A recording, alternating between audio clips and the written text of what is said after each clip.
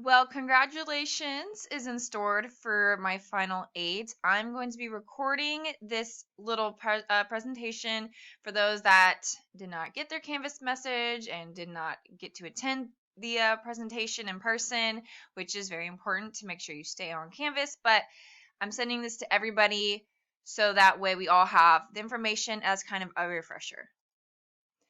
Okay, so many of you might not even really know what rodeo art is. So it's basically something that happens every single year. It's more competitive at the high school level. You could actually win money when you get into high school.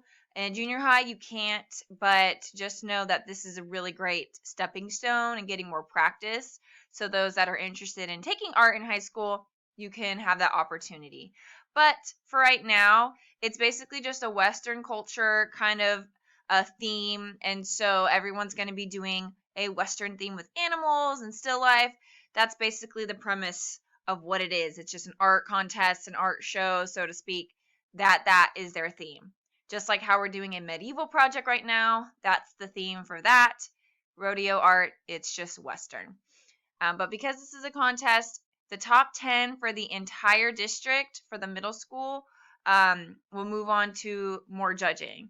So everybody that gets entered will be judged, and then from there they'll have the top 10 kind of on a separate table that night.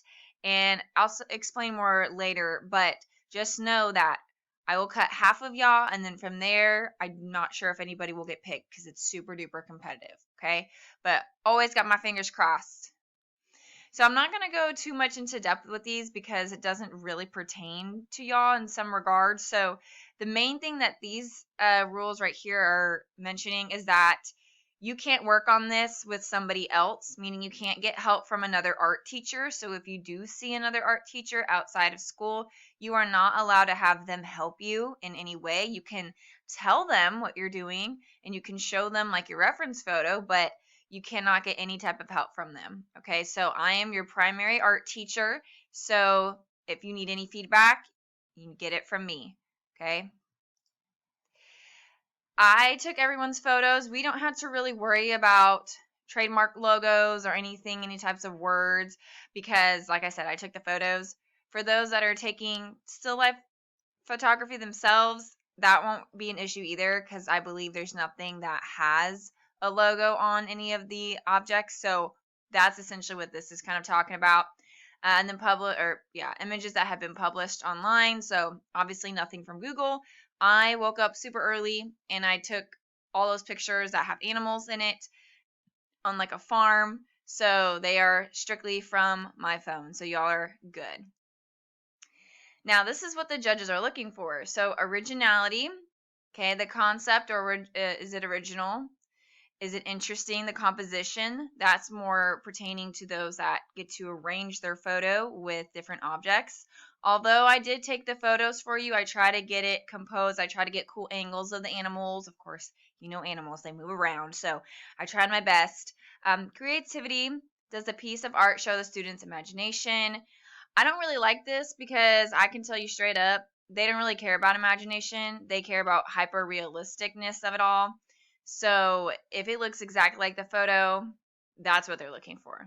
Not so much imagination. I'm just going to be real with y'all. Skill, obviously, if it looks like someone your age did it, that's great. But for a 6th or 7th grader, if it doesn't even look like you did it, let's say like, wow, this person did so well. Oh my gosh, they're only in 7th grade. That is like the shock value that you want. And then excellence in drawing. So obviously everybody's doing 2D. We don't have any clay.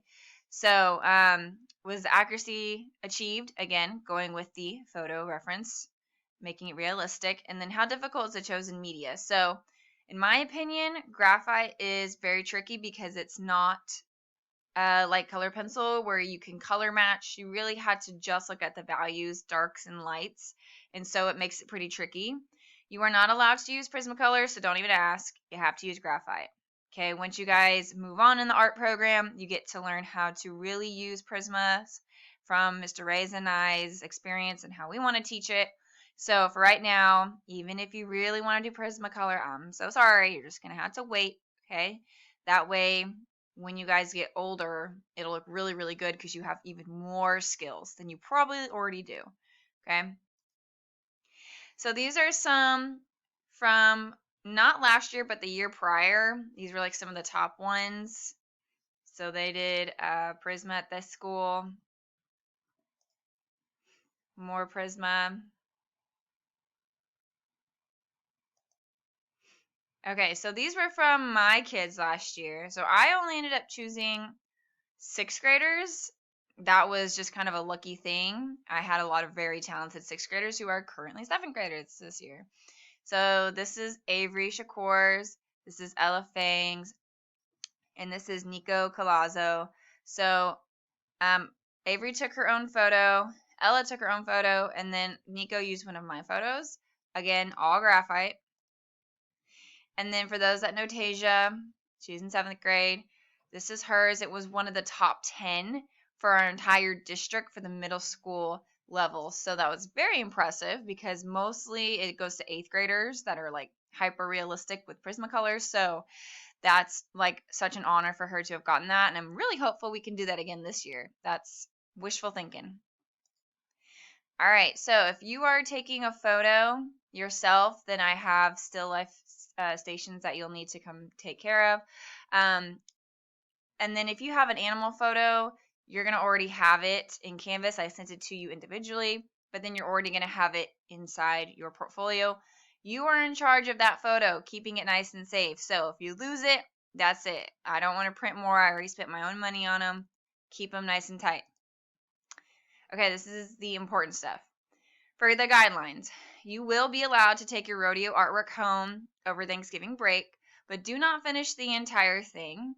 I will not be able to give you feedback if you mess up too much or if you get way too far. Obviously, if you finish it and I'm like, the whole head needs to be moved over or the shadow is really off or whatever, it'll be way too hard to fix it. It might just be worth like starting over, which would ruin all that time and energy you put into doing it. So I would recommend you work on it, but don't finish it because of that reason. And then I also want you to enjoy your break. I don't want you to like work yourself to death with this project.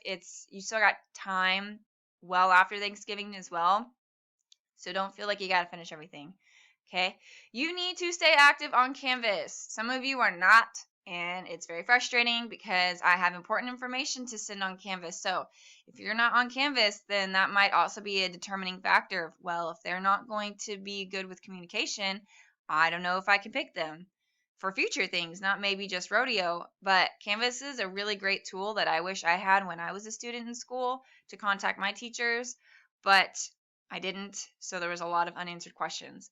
You have access to me, use it, okay? You are not allowed to work on your rodeo during art class. Don't even ask, okay? You're going to be working on your oil pastel project like everybody else. You can send me pictures over Thanksgiving break, and I'll check my Canvas every now and then, and I can try to give feedback. It's easier for me to get feedback in person and to kind of explain what I'm trying to say, but I will try my best to give feedback over Thanksgiving if you send me stuff. Now, contrary, you are not allowed to post any pictures of your artwork on social media unless it's like a super duper close up to the point where you can't really tell what you're looking at. But I honestly discourage you from posting and taking any sorts of pictures for judging purposes. It can get disqualified if they find it online. So if you send me progress photos, that's not the same. That's different because that's not social media. That's an enclosed platform between you and I'm not posting them anywhere. Okay.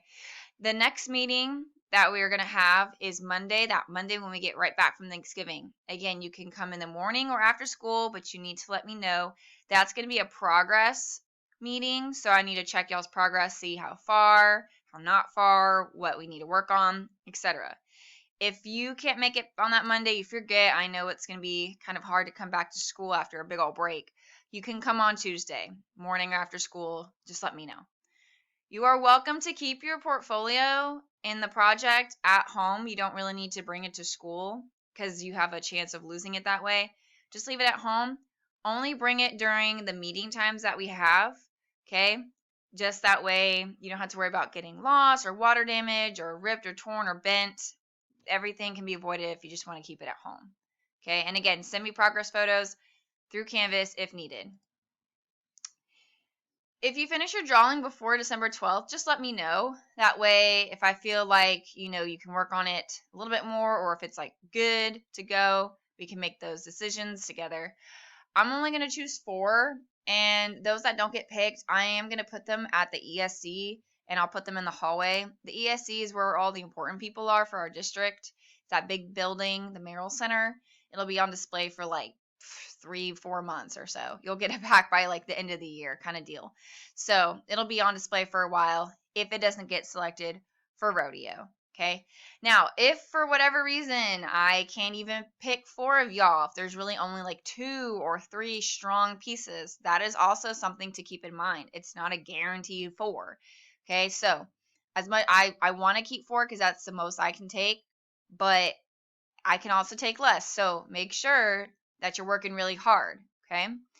And start thinking of titles. Even if I don't end up picking yours for judging, it doesn't matter. It's a good habit to get into the mindset of what should I title this. The more meaningful, deep, emotional, kind of pulling at your heartstrings, you could go that route. Or you can make it really funny because those tend to be a little bit more memorable. The better for judging. And I cannot name your piece for you. So if you tell me, oh well, I don't know, well then I don't know either because I cannot name your piece. Okay, you have to do it. So start thinking of some stuff. Most of you already have your photos for the animals. You can start thinking of titles right now. And then you got to stay humble. Don't brag or boast that you got selected for rodeo because no one is guaranteed to move forward. Final products will speak for themselves. And like I said, this 4 could be a 2. It could be a 1. I might not take anybody's if I don't think any of them are good. It is what it is. So you're working hard. You're staying humble. Okay, graphite tips. Always place a paper towel under your hand. It's going to smear a lot more than the charcoal did. So be super duper duper duper duper duper careful. Okay. Start lightly and gradually push your darker values and shadows. If you go way too dark, way too fast, I'm not sure I could even help you. Okay, it's really hard to recover and fix when you just go straight dark. You are not required, but it is really encouraged, highly encouraged, that you consider purchasing an electric eraser because y'all are extremely talented kids. This is something that you could literally just keep forever. And it's literally what it sounds like. It's an eraser that's got batteries and it erases super fast and super well, and it's just really great for like detail work as well. Make sure you're matching the values as best as you can, and then don't overly blend it with the blending stump. Remember, we don't want it to be super fuzzy. We want it to like be pretty stark with our texture. And then our grid tips. So I already made y'all's grids for you. I lighten the grid lines, but you are encouraged to lighten them even more. Honestly, the lines should be practically invisible. That's how light they should be. So keep erasing those. You should not be able to see the lines when you're working on your graphite. So if you're finished with your whole drawing and I can still see the lines, that is not good. Consider working on one box at a time. We already know this trick with the note cards. That's called making a viewfinder when you're just working on one box at a time. A tip that I told my high schoolers is to draw your image upside down. So having your reference photo and then your actual drawing upside down, that helps your brain really focus on what it is seeing and not what it thinks it's seeing. So that's not required, but it's highly recommended if you're struggling with something like a specific shape or outline. Just draw it upside down. And then this is important. Don't draw anything in the background. This is mostly for my animal friends. And don't worry about the grass either, okay? Only focus on the main objects and animals. We're going to worry about what to do for the background last, okay? Because if you start doing all those little details, it's all going to blend together and there's not going to be contrast.